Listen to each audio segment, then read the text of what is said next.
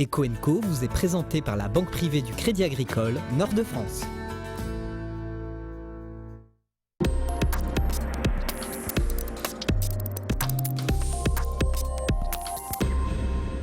Contexte économique fragile et aussi environnement et réglementaire qui est loin de se simplifier, l'entreprise doit plus que jamais se piloter très finement si elle veut être solide.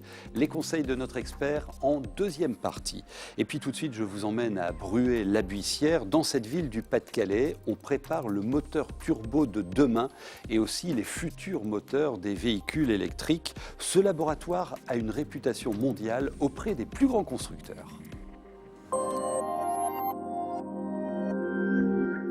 Bienvenue Jérôme Baudel, à la tête du laboratoire. Alors on dit le CRIT M2A, on dit CRIT plus simplement, mais on va surtout décrypter pour nos téléspectateurs. C'est plus précisément le Centre de recherche d'innovation technique et technologique en moteur et acoustique automobile. Vous avez quel âge? Le CRIT a 15 ans. 15 ans. Alors une histoire un peu originale. Ouais. Alors c'est quoi votre histoire? Le CRIT est né d'abord d'une volonté industrielle. À la base, on part d'une mutation dans les années 70-80. Les constructeurs souhaitent que les équipementiers prennent en charge de plus en plus de conception de pièces. Et ces équipementiers, qui n'ont pas trop le choix de toute façon face aux constructeurs, doivent se doter de moyens d'essai pour valider ces pièces et ces fonctions désormais qu'ils vont devoir fournir pour les constructeurs. D'accord. Et ce besoin de moyens d'essai, c'est compliqué, ça coûte cher, il faut l'amortir, c'est parfois difficile. L'idée de mutualiser des moyens lourds pour l'industrie automobile est née, le CRIT est né. Ils sont venus voir une collectivité qui a su être réactive, je pense à Artois-Com et le territoire donc de Bruay et Béthune. D'autres collectivités qui vous ont rejointes, conseil régional entre autres, les départements, ils sont tous là. Hein. Tout à fait. Puis des privés. Et des acteurs privés qui sont venus aussi aider à concevoir ce CRIT et être le plus proche possible des besoins de l'industrie. Alors, les besoins de l'industrie, vous le constatez, vous, avec votre véhicule, il y a de plus en plus de techniques de précision, et notamment sous le capot, et notamment autour des moteurs.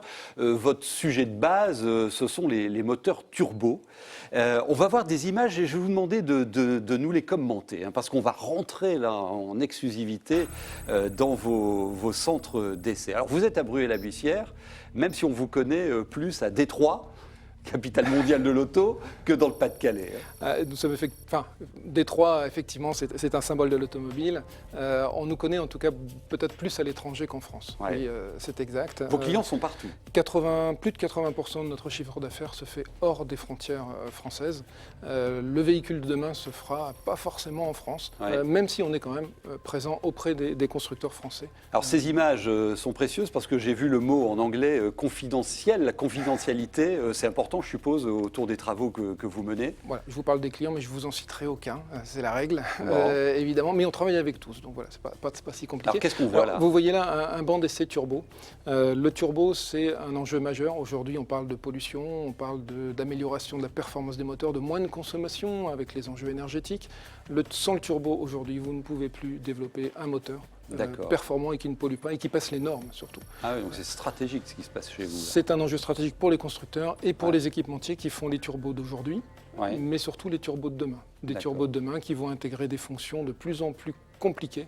Et c'est là où on doit pouvoir accompagner à la fois les constructeurs et les équipementiers avec des moyens. Et on innove là-dessus? On innove en permanence. Tout à fait. On a Vous en avez sous le pied, comme on dit? Alors, on innove, nos clients innovent et on les aide dans ce sens. Nous-mêmes avons une vision très large puisque travaillant avec mais j'ai envie de dire tous les constructeurs, tous les fabricants de turbo et tous les constructeurs automobiles, on a une vision très large de ce qui se fait sur le marché. Alors vous portez plutôt bien avec un chiffre d'affaires qui a augmenté d'un petit 20%, des collaborateurs qui intègrent la structure. Vous êtes combien aujourd'hui? On va bientôt être une trentaine. Une trentaine. Avec un chiffre d'affaires effectivement qui dépasse les 4 millions d'euros sur l'année dernière et en croissance encore cette année. Et une volonté de vous diversifier. Alors il y a un terrain rêvé et d'actualité qui est celui du véhicule électrique et on sait que notre région est en pointe dans la volonté de développer les bornes de recharge et donc le parc de véhicules. On annonce que 7% du parc à l'horizon 2020 sera composé de véhicules électriques. Qu'est-ce que vous faites? Qu'est-ce que vous nous préparez dans le domaine? Alors sur la partie véhicules électriques, c'est sûr que on peut parler de 7% plus ou moins. Peu importe, pour nous, ce n'est pas le sujet, la quantité, même si je comprends bien que pour le citoyen, c'est important de savoir quel sera son véhicule de demain. L'important pour nous, c'est que de toute façon, il y a énormément de verrous technologiques à faire sauter autour du véhicule électrique. Et de tabous aussi. De tabous, mais de vraies contraintes. On parle de la rechargement, du temps de recharge, de l'autonomie, par exemple, mais il y en a d'autres. Nous, dans un premier temps, le projet qu'on est en train de construire, c'est un projet d'à peu près 15 millions d'euros avec des moyens d'essai liés au stockage d'énergie et au moteur électrique lui-même. Donc toute la chaîne de traction du véhicule électrique. Le stockage d'énergie, c'est tester les batteries que vous aurez demain. Déjà, quel matériau on utilise, le poids, il ne faut pas que ça pèse trop lourd, c'est très important pour un véhicule. Et donc, il y a des contraintes importantes en fonction des températures d'utilisation, des durées d'utilisation. Il faut pouvoir tester ces batteries et ces composants, modules et cellules, de façon très pointue pour les constructeurs et leur permettre de faire un choix technique et stratégique le plus pertinent possible. C'est des process complètement revisités là, avec le véhicule électrique. Alors, on repense une nouvelle voiture, à la fois sur le stockage d'énergie, mais aussi sur le mode de propulsion. Et vous roulez dans une voiture qui tombe jamais en panne, je suppose, vous? Alors, pas encore électrique, mais on va investir sur un véhicule électrique dans la société très bientôt. Notez l'adresse du site internet, il est très complet votre site, je l'ai visité avec attention, avec aussi des films que vous pouvez découvrir sur ce qui se passe à Bruay-la-Buissière et qui rayonne donc dans le monde de l'automobile un peu partout sur cette planète. Merci beaucoup. Merci à vous. Et à très bientôt.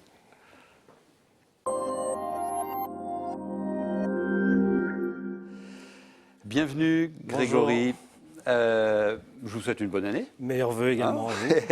Alors, on va explorer les problématiques d'entreprise avec vous et avec un chiffre clé que je vais vous demander de nous commenter tout de suite. Il s'affiche là à l'écran. Alors, c'est le chiffre 3527. C'est le nombre de défaillances d'entreprises sur la région. Alors, c'est le chiffre au troisième trimestre 2014 des 12 mois glissants.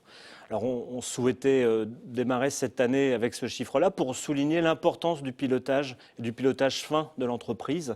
Parce qu'on peut être un bon professionnel reconnu, mais le moindre erreur de pilotage, ça peut être une sortie de course, et donc une sortie de route, pardon, et on souhaitait sensibiliser tant les chefs d'entreprise que les salariés, parce que les conséquences peuvent être majeures. Plus que jamais, le pilotage de l'entreprise s'impose. Alors, on vous a posé la question, vous, est-ce que vous pourriez gérer, est-ce que vous vous sentez capable de gérer une entreprise ? Seulement 13% d'entre vous, vous répondez oui. Bon, c'est flagrant la réponse là. Il y a des principes de prudence et d'anticipation quand on parle de pilotage. Piloter l'entreprise, c'est faire des photos régulières, rapprochées, pour mesurer, pour voir les dérives, les écarts. Mais avant toute chose, avant de piloter l'entreprise, il faut savoir où on veut aller. Être bien au clair de la vocation de son entreprise. Est-ce que je suis un producteur ou est-ce que je suis un commerçant ou un artisan? Et quelle est ma stratégie? Je suis en train d'innover, je suis en train de me développer à l'international. C'est vraiment le préalable pour pouvoir piloter son entreprise. Au quotidien, le pilotage, ça veut dire quoi? Je dirais c'est la même chose au quotidien, sur le moyen terme ou le plus long terme. Parce qu'au quotidien, vous avez des tableaux de bord, des indicateurs qui vous permettent de prendre des décisions pour ajuster le comportement de votre entreprise dans le but de réaliser vos objectifs court terme, qui est la réalisation des budgets que vous avez établis. Des budgets commerciaux, de production, budget de trésorerie, etc. Et pourquoi on a ces budgets-là? Parce qu'on a des objectifs moyen terme, d'investissement, de bouclage de financement, etc. Et ces investissements, ces financements servent des objectifs plus long terme, de prévisionnel pluriannuel, mais surtout de réalisation de la stratégie que vous êtes fixée. C'est pour ça que je démarrais par ça tout à l'heure sur la vocation et la stratégie de l'entreprise.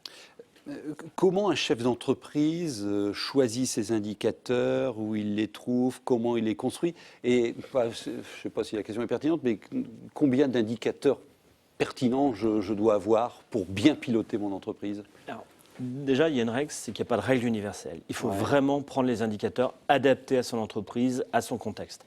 Il ne faut pas trop d'indicateurs parce que quand ça clignote de partout, on ne voit plus rien, on ne peut plus piloter. Après, des indicateurs dans toutes les professions, on en connaît, on en voit.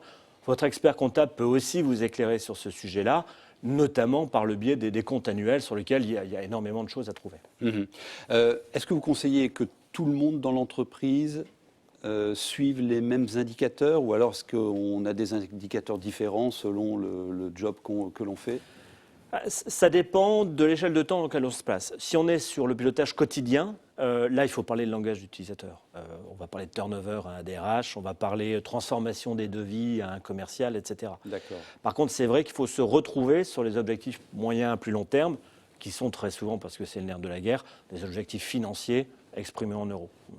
Et finalement, un indicateur peut être aussi un outil de management et de pilotage du collaborateur. Ah, tout à fait. Vous entendez parler des indicateurs commerciaux. Par exemple, c'est un besoin d'alignement de Ouais. ces indicateurs pour que ils s'enchaînent du court terme, du quotidien, jusqu'à la stratégie.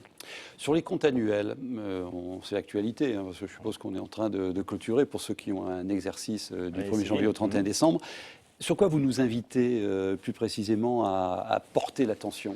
Alors c'est vrai que c'est riche d'informations et on peut avoir des indicateurs intéressants. Déjà dans les SIG, les soldes intermédiaires de gestion que vous fournit votre expert comptable, vous allez retrouver des indicateurs sur votre marge, votre valeur ajoutée, donc ce sont des indicateurs à avoir. Votre bilan est aussi riche d'informations et vous pouvez ressortir des ratios intéressants. Alors, je ne vais en sortir que 2 ou 3, mais par exemple, un ratio sur la trésorerie qui D'accord. permet de voir votre capacité à rembourser vos dettes, c'est nécessaire, indispensable.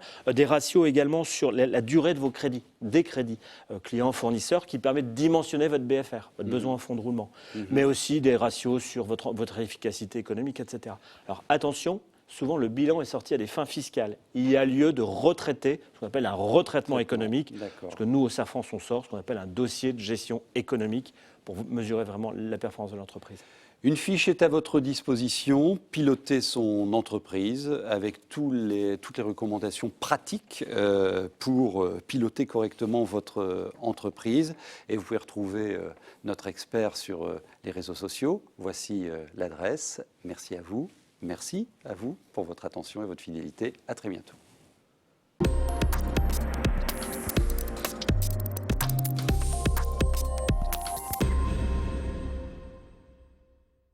Eco & Co vous a été présenté par la banque privée du Crédit Agricole Nord de France.